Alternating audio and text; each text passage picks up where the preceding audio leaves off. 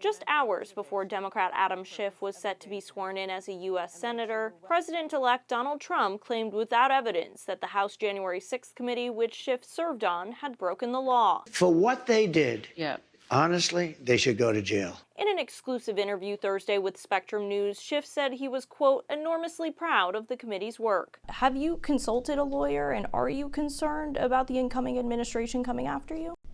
I've not consulted a lawyer. Look, I don't know what to make of these threats. Former President Trump makes a lot of threats all the time.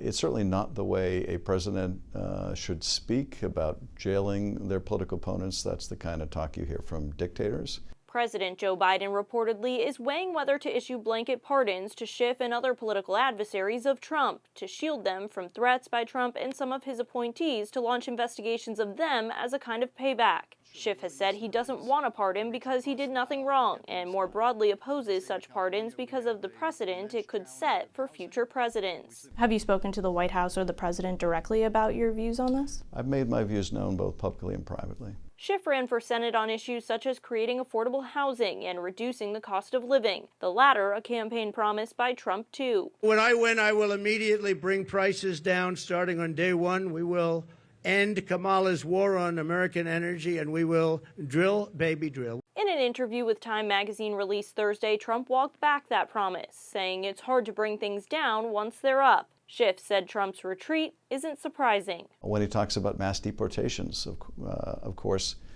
he's talking about deporting a lot of the people who build our houses. That's going to drive up labor costs. What he's talking about, deporting farm workers, that's going to drive up food costs.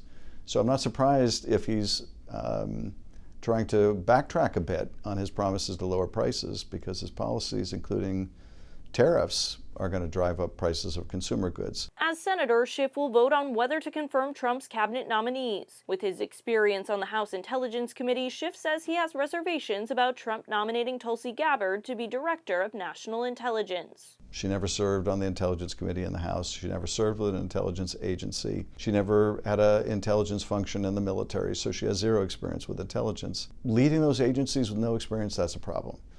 But perhaps the bigger problem is she's demonstrated really bad judgment, at a minimum, really bad judgment, cozying up to a dictator like Bashar al-Assad,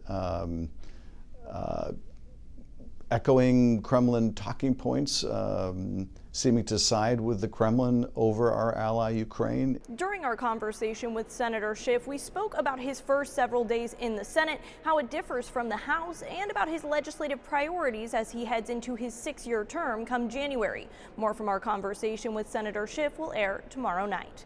In Washington, Cassie Simeon, Spectrum News.